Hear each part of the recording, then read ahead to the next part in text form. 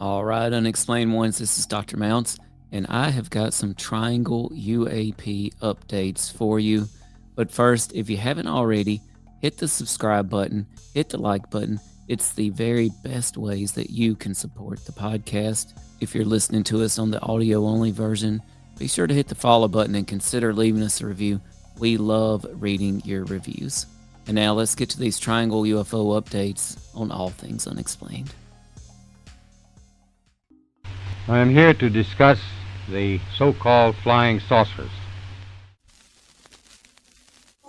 We know now that in the early years of the 20th century, this world was being watched closely by intelligences greater than man's. Did the CIA write Wind of Change by the Scorpions? As humans busied themselves about the various concerns, they were scrutinized and studied. Dr. Loeb, what percentage chance do you give it that you have indeed uncovered extraterrestrial or non-human technology?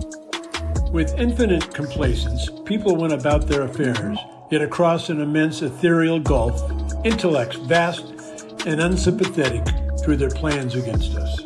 All of a sudden, a stick out of nowhere landed right in front of us, and there was no tree, nothing overhead. Something threw it at us. Yeah. What's your hot take on Travis Taylor?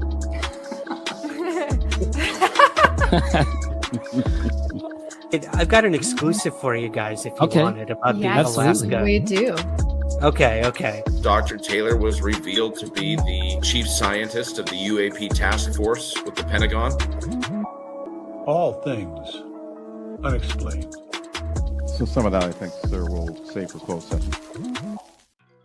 Before I get to our updates, let's review exactly how we got here. And it all started on Star Talk Radio with celebrity scientist Neil deGrasse Tyson, who had special guest, the director of AARO, the All-Domain Anomalous Resolution Office, John Kozlowski on. Kozlowski discussed triangle UFOs with Neil deGrasse Tyson, and here's what he had to say. There are a few triangles that have been seen by local law enforcement. Very, very black triangle, triangular prism. So it looks like a pie slice, hovering about the size of a Prius, about 40 to 60 meters away. So as the officer was driving up to investigate underneath a glowing orb, which I'll get to those in a second, he slammed on his brakes, and this thing the size of a Prius, blacker than black, reared up 45 degrees and then shot up into the sky faster than anything he'd ever seen. Mm-hmm. And as it was leaving his sight, it shot out red and blue fireworks, flares, so bright it lit up the inside of his vehicle. He didn't see any propulsion, no wind, didn't hear anything over the sound of his own vehicle. So there have been cases, triangles, there have been cases of large orbs seen hovering. In that same region of the country, a couple law enforcement officers had seen glowing orbs a few hundred feet above the ground, a few miles away. One of our updates is going to be a FOIA request response that we submitted on Kozlowski's comments on Star Talk Radio. But first, Kozlowski's comments reminded us of two things right off the bat. Number one, we have a special guest coming on All Things Unexplained in October by the name of Dr. Stephen Brule. Dr. Brule co-authored a recent paper with Beatrice Villarreal that went viral about transients on observatory plates. But Brule has done his own UAP studies as well, including a paper with Sarah Little and Robert Powell titled Cluster Analysis of Features Associated with Unidentified Anomalous Phenomenon, described in 216 select reports from 1947 to 2016. And in that paper, Brule, Little, and Powell identify several clusters of UAP, and one of those clusters they dubbed Cluster 4, and this specifically was triangular UAP. And it's these triangular UAP that sound a lot like Kozlowski's triangular UAP. Let's examine exactly what Cluster 4 is in Brule, Powell, and Little's recent preprint. They describe Cluster 4 as such. The most notable feature regarding the primary clustering variables for Cluster 4 was shape, with these UAP reported most frequently to be roughly triangular in shape.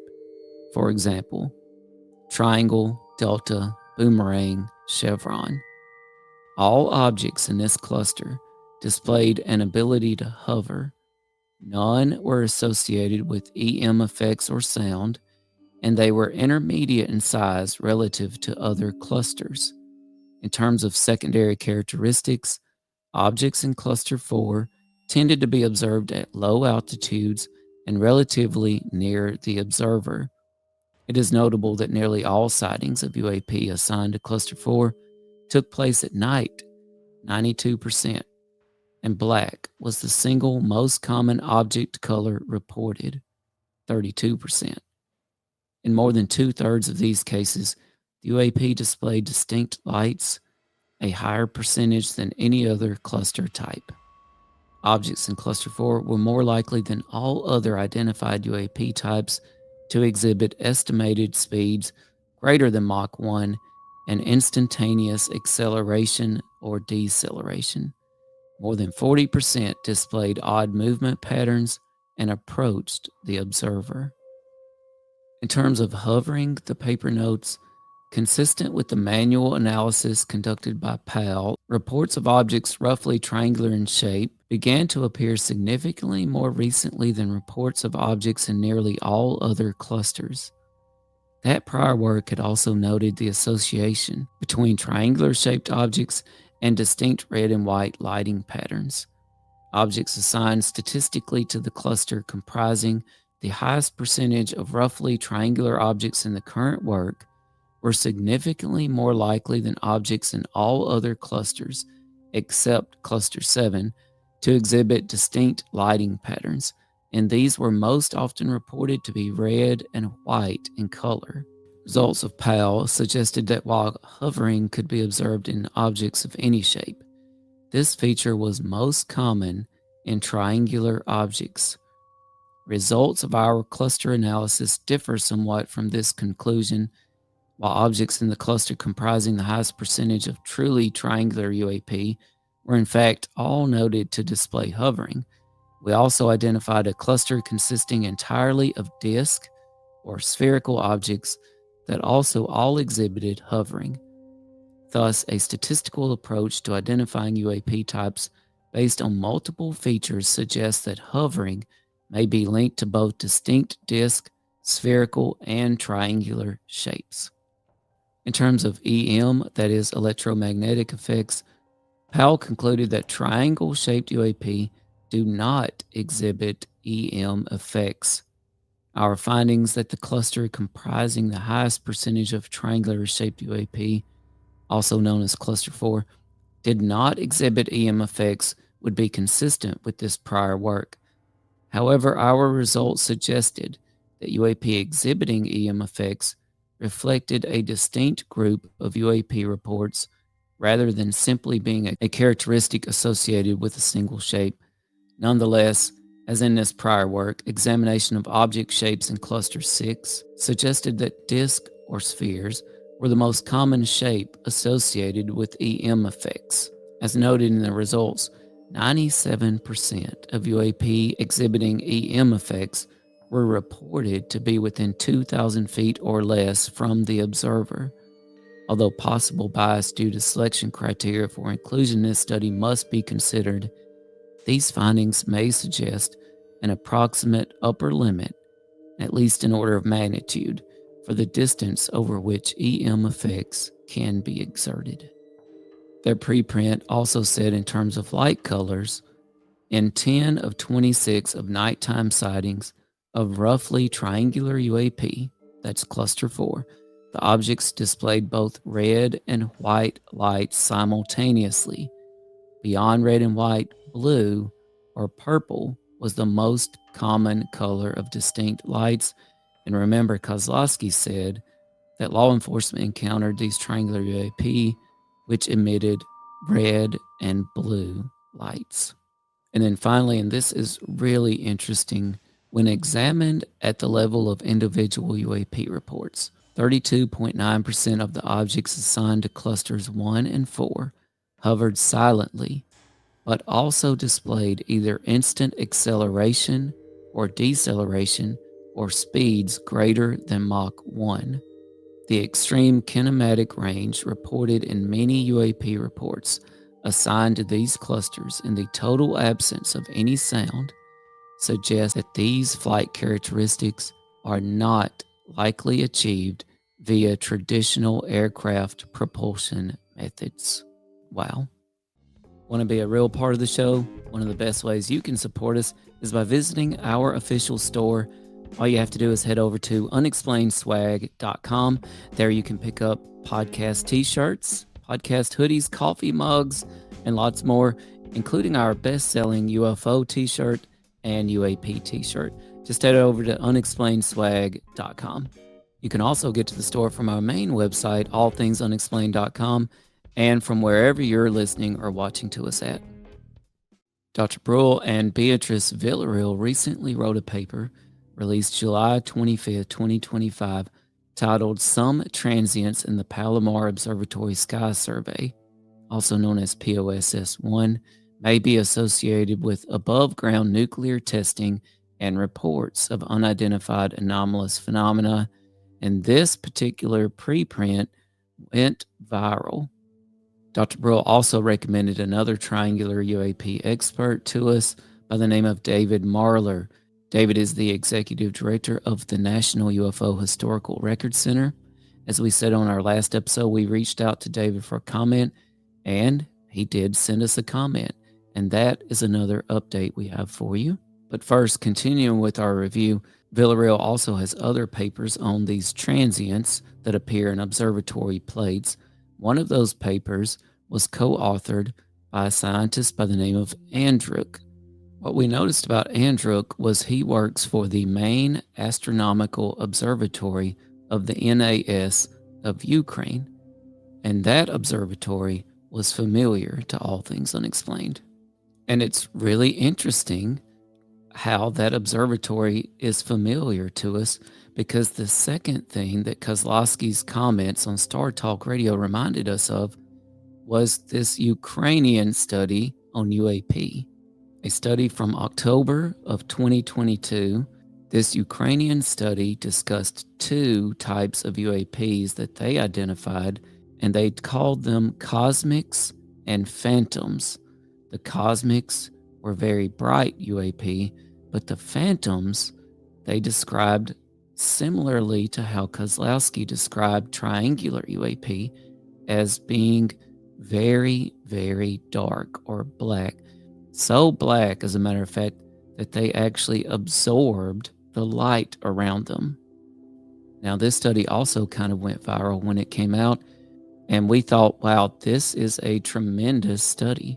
So we discussed it on All Things Unexplained, but soon after that, astrophysicist Avi Loeb wrote a scathing debunking of the Ukrainian study on UAP. So, right, the purpose of science is to increase the signal to noise ratio, basically reduce as much as possible the level of noise so that you can see the signal sticking out. Okay, that's what most experiments aim at. And that's why I was reluctant to even read the Ukrainian report, because there is a lot of noise in a war zone. Okay, that's the last place on earth where I would put my instruments, because there are all kinds of secretive drones and all kinds of equipment flying around. And anyway, after the visit of this person from government that I mentioned before, he urged me to think about writing a scientific paper about UAP. And I looked at the Ukrainian report the following morning, and what they claimed was to see two types of objects, bright objects and dark objects. And the dark objects, they said, are detected at a distance of about 10 kilometers, and they move at speeds that exceed the escape speed from the Earth, up to 15 kilometers per second. Okay, and they said these are 10 meters in size. And I immediately calculated that they would create a huge fireball if they were to interact with the air, like any object moving through the air. And the point is, they were claiming that they are dark. Okay, so clearly no fireball. So in order for them to be dark relative to the brightness of the air, they have to block light. electromagnetic radiation. And my point is, if they interact with electromagnetic fields blocking light, they should also interact with electrons in the atmosphere that produce electric and magnetic fields. So they cannot just block light and cannot block the particles of air. So my point is they must interact with the air if they are dark relative to this, and therefore they must create a fireball. Now I said, okay, so what went wrong? It turns out that they didn't measure the distances in a reliable way. The best way to measure distances is by triangulation. If you measure the position of the object in the sky from different directions, just like we have two eyes so that we can estimate distances. All the animals, all the humans that had one eye did not survive, because when a tiger would come close to them, they would think the tiger is far away. And only those with two eyes could tell the distance of the tiger and manage to escape. So that's why we have two eyes, the survival of the fittest. So the way to tell distance is to watch an object from different directions. They did not do that. They had one sight observations of the dark objects, and they estimated distance indirectly. And I argued, okay, maybe they got it wrong. The distance is 10 times closer. So instead of 10 kilometers, it's 1 kilometer. And then you end up with a speed of 1.5 kilometers per second with a size of an object of 1 meter. And that turns out to be the parameters of artillery shells. So I said, they would not produce a fireball. These are artillery shells, or they could even be closer and be bullets, or even closer and be something smaller.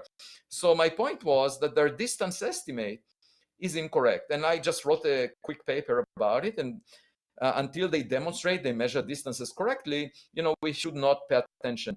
And it turns out the Academy of Sciences of Ukraine released around the same time a statement saying that they don't believe the distance calculations of this paper. Okay, so it was never internally reviewed. And so the thing that really surprised me was, as soon as my paper came out, those believers on UAP immediately started to attack me, because they said, well, this looks just like the Nimitz incident 20 years earlier. And I say, that's irrelevant. These people are, the only way to answer my criticism is by telling me why the distances are correct. Okay, that's the only way. You can't make analogies between an event occurring now and an event that occurred 20 years ago, because it's a different place and a different environment. This is a war zone. The Nimitz was not a war zone. So in order to eliminate all the possible objects that are flying around, such as drones, artillery shells, bullets, in order to eliminate them from being possible contributors to what these people reported, you have to tell me why the distance estimate is correct. And that's the only way to, but it showed to me that, by trying to maintain common sense, I get attacked from both directions. About Oumuamua, I get attacked by the mainstream of scientists. Right. And about the Ukrainian report, I get attacked by those believers that are not really paying attention to scientific details. And that shows to me why it's so difficult to maintain common sense in the current environment, that is very polarized on any subject. But I don't care about both extremes. I think, we should follow the scientific method and figure it out. Avi shredded their mathematics and everything else about the paper so thoroughly that the paper was disavowed by the actual observatory itself. Here's a statement from the observatory about that. The relevant Kiev Observatory issued a statement that confirms Loeb's conclusion. Accordingly, the sightings were made in the observatory's test mode during a planned meteor observation, and the results were not discussed or reviewed with the observatory. Due to the media uproar, the observatory convened a seminar on the case on September 15th, at which the following important conclusions were reached. The observations of Zielow and his colleagues are original, but the processing and interpretation of the results was done at an inadequate scientific level and with significant errors in determining the distance of the observed objects. Also, the dates of the sightings are missing from the article. The authors do not indicate which events were observed from two locations simultaneously. The authors do not provide arguments that the observed UAPs may include natural phenomena or artificial objects of terrestrial origin. Instead of a critical analysis of the observations, the authors postulate unjustified conclusions about the characteristics of the observed objects as UAPs. The MAO Academic Council of NASU believes that the above-mentioned ZLF's conclusion was hasty and did not meet the professional requirements for publishing the results of scientific research. Interestingly, Dr. Loeb wrote this rebuttal of the Ukrainian study that involved these very, very black UAP after a visit to his home by the then director of AARO, Sean Kirkpatrick. Kirkpatrick and Loeb then went on to write their own paper about UAP, a paper which also talked about gigantic alien motherships and the possibility that they were seeding Earth with probes.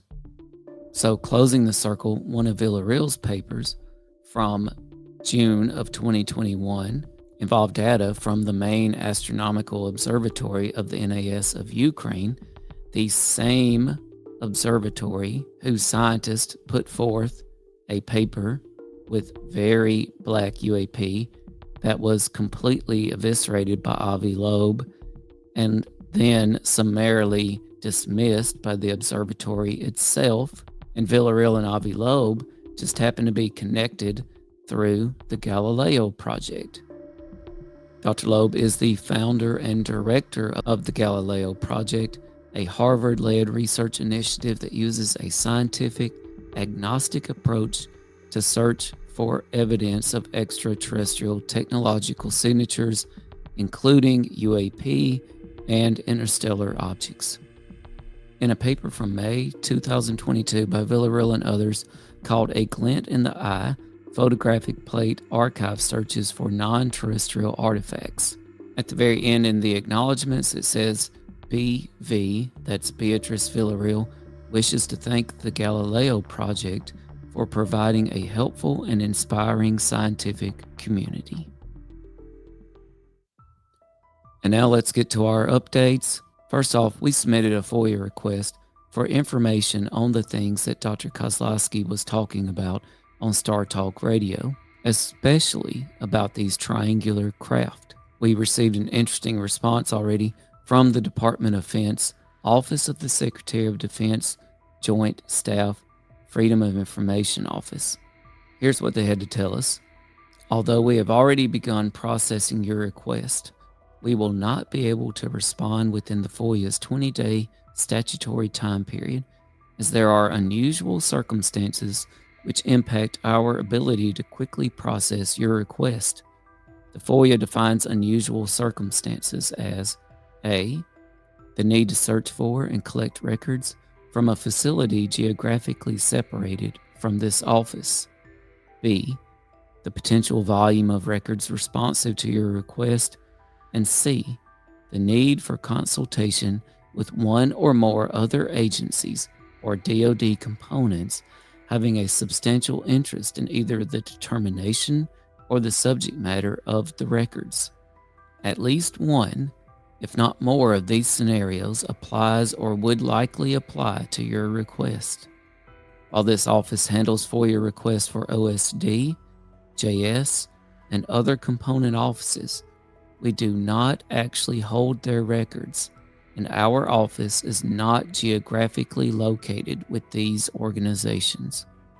As we do not hold the records until the required record searches are complete, we are unable to estimate the potential volume of records or the number of consultations that will be required to make a release determination. The response goes on to say, your request has been placed in our complex processing queue and is being worked based on the order in which the request was received. Our current administrative workload is approximately 3,409 open requests. So how long will it take to hear back about Kozlowski's comments on Star Talk Radio? the triangle UAP that were encountered by law enforcement officers, the orbs that were in the vicinity. Your guess is as good as ours. And our second update comes from David Marler, Executive Director of the National UFO Historical Records Center. Dr. Bruhl recommended David Marler to us as the utmost authority on triangular UAP. And David had some very interesting comments for us. He said, over the course of the last year, I have had ongoing dialogue with AARO. Based on the conversations and exchanges with them, I am impressed with their serious interest regarding the historical data that we at the National UFO Historical Records Center have collected. My conversations with AARO have also focused on triangular UAP, given my extensive database and research into this subset of reports over the last 25 years. The characteristics mentioned recently in conversation between Director Kozlowski and Neil deGrasse Tyson echo the reports dating back decades from worldwide sources. The knowledge that AARO has received similar triangular UAP reports in recent years through official channels is quite validating to the research effort. It is my sincere hope that further communication and collaboration between AARO and credible civilian UAP reports may lead to better insights into the mystery we all hope to resolve. Collaboration, not division, is the most productive path for better understanding. David Marler. So, Unexplained Ones, there you have it. We completed a really interesting circle here on triangle UAPs, a circle that started with Kozlowski on Star Talk Radio with Neil deGrasse Tyson. It reminded us of Dr. Bruhl's Cluster 4 triangles. Dr. Bruhl, of course, is coming on All Things Unexplained in October. It also reminded us of this Ukrainian study, which went viral and talked about very black phantoms. Dr. Bruhl, circling around, of course, co-authored a paper that recently went viral with Beatrice Villarreal on transients. Villarreal has done other transient papers with a scientist from a Ukrainian observatory. His name is Andruk. This is the same Ukrainian observatory that, yes, the scientist who wrote the paper on phantoms work at. That phantom paper was debunked by Avi Loeb. It was so bad it was even disavowed by the Ukrainian observatory. And of course, Avi Loeb and Beatrice Villarreal have both crossed paths with the Galileo Project. We've had significant updates from our FOIA requests on Kozlowski's comments and about collaboration between AARO and the National UFO Historical Records Center. Let us know what you think about the response to our FOIA request and David Marler's response about working together with AARO on triangle UAP. I'm going to conclude this episode with a statement from the preprint by Bruhl, Little, and Powell on triangle UAP. They said, the extreme kinematic range reported in many UAP reports assigned to these clusters in the total absence of any sound suggests that these flight characteristics are not likely achieved via traditional aircraft propulsion methods. If we're not dealing with human propulsion methods, then just what are we dealing with? This is Dr. Mounce, and thanks again for joining us on All Things Unexplained. I am here to discuss the so-called flying saucers. We know now that in the early years of the 20th century, this world was being watched closely by intelligences greater than man's. Did the CIA write Wind of Change by the Scorpions?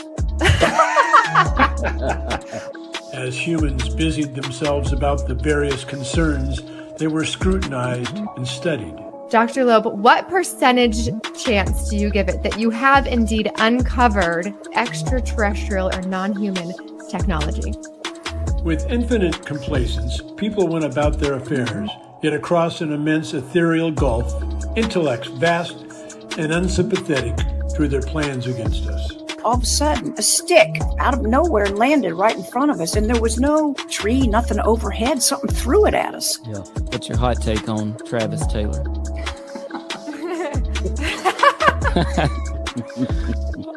I've got an exclusive for you guys if you want it about the Alaska. We do. Okay. Dr. Taylor was revealed to be the chief scientist of the UAP task force with the Pentagon. All Things Unexplained. So some of that, I think, sir, we'll save for closed session.